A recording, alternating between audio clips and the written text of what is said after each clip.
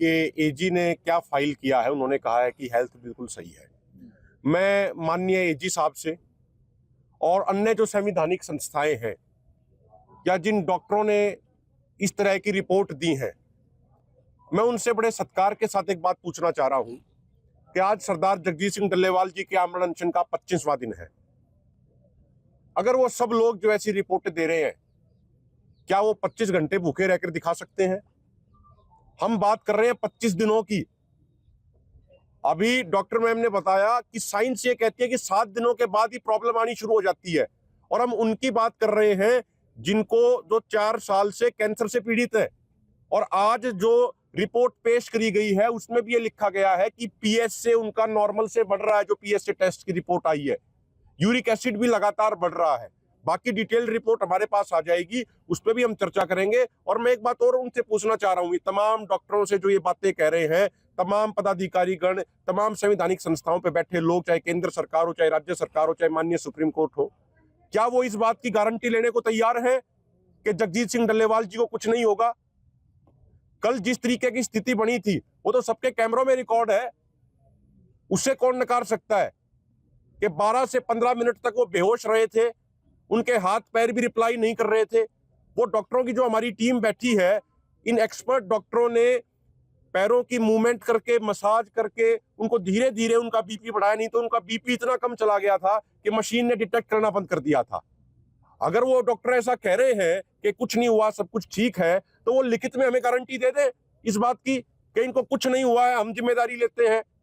अगर वो ऐसी गारंटी लिखित में दे सकते हैं तो उनका स्वागत, आके वो लिख के दे। अदरवाइज इस तरीके की, मुझे लगता है, एक ये ऐसी टिप्पणी है कि जिसमें ना तो इंसानियत की वो आ रही है, ना उसमें कोई संवेदनशीलता की वो आ रही है। उनको अपनी टिप्पणी, जिन शब्दों का वो इस्तेमाल करें, वो उनको थोड़ा सोच समझ के, चाहे एजी साहब हो, चाहे और वकील साहिबान हो, चाहे डॉक्टर हो, उनको थोड़ा सा उस पे मानवता को ध्यान में रखते हुए, इंसानियत को ध्यान में रखते हुए करना चाहिए। दूसरा सवाल जो आपका आया था कि माननीय सुप्रीम कोर्ट ने कहा कि भाई जरूरत पड़ने पे इनको हॉस्पिटल में शिफ्ट किया जाए। देखिए, हम बिल्कुल स्टैंड बिल्कुल क्लियर कर दें, किसी भी सूरत में, किसी भी कीमत पे सरदार जगजीत सिंह डल्लेवाल जी ये स्टेज, ये मोर्चा नहीं छोड़ेंगे। जहां पर वो अभी हैं वो वहीं रहेंगे। उन्होंने अभी भी ये संदेश देकर हमें भेजा है कि मैं कुर्बानी देने के रास्ते पे मैं चल पड़ा हूं, मेरा 25वां दिन है।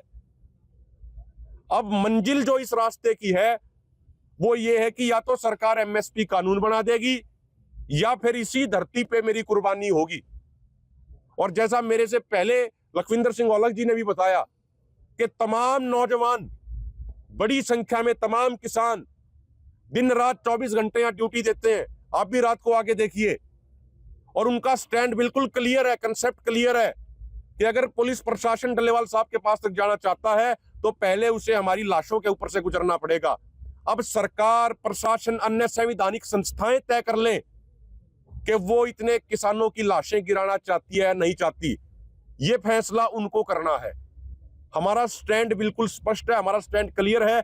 और सरदार जगजीत सिंह डल्लेवाल जी ने भी ये कहना है उनका कि जितनी गंभीरता आज संवैधानिक संस्थाएं उनकी सेहत को लेकर दिखा रही हैं, अगर इतनी गंभीरता उन 7 लाख किसानों को लेकर दिखाई होती जो आज इस दुनिया में नहीं है, तो शायद ये स्थिति ना पहुंचती। और उन्होंने निवेदन भी किया है कि उनकी सेहत के ऊपर इतना ध्यान देने की बजाय, उनकी तबीयत के ऊपर इतना जोर लगाने की बजाय वो केंद्र सरकार को डायरेक्ट क्यों नहीं कर रहे कि भाई ये आपके अलग अलग समय पे जो वायदे, आप उन वायदों को पूरा कीजिए। यही सरदार जगजीत सिंह डल्लेवाल जी के और दोनों फॉर्मों की भावना है।